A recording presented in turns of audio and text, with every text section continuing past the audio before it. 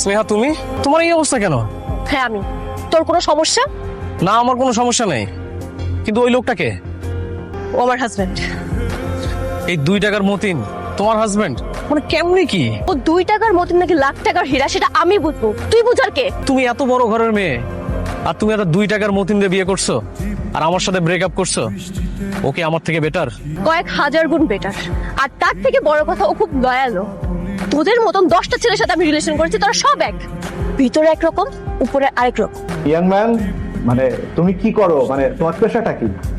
Sir আমি graduation complete করছি, কিন্তু এখনো কোনো জায়গায় জয়েন করিনি। তুমি তো দেখি খুবই বোকা, বোকার স্বর্গে বাস করছো। তোমার শ্বশুরের এত বড় অফিস আর তুমি মানে অন্য কোথাও জয়েন করবা?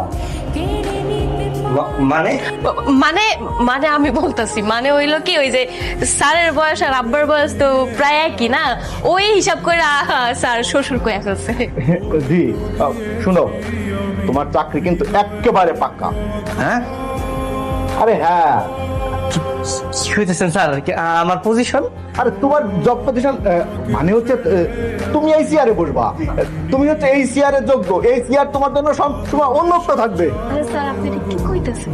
আরে সে তো খুবই মেধাবী, আর তাকে দেখে মনে হয়েছে এই চেয়ার সে সামলাতে পারবে। আর আমি তো সবসময় লন্ডন থাকবো, ওই সব সামলাই নেবে আর কি। থ্যাংক ইউ তাহলে আমি তাহলে আসি। হ্যাঁ ঠিক আছে, থাকা আমি আসি। বাহ, একই অফিসে তাহলে আমরা সব আত্মীয় স্বজন। হ্যাঁ ঠিকই কইছেন। ভালো হয়েছে, কালকা থেকে আমার জামাই ওই অফিসের বড় অফিসার। তার চেয়ে বড় খুশির খবর কি জানেন আপা?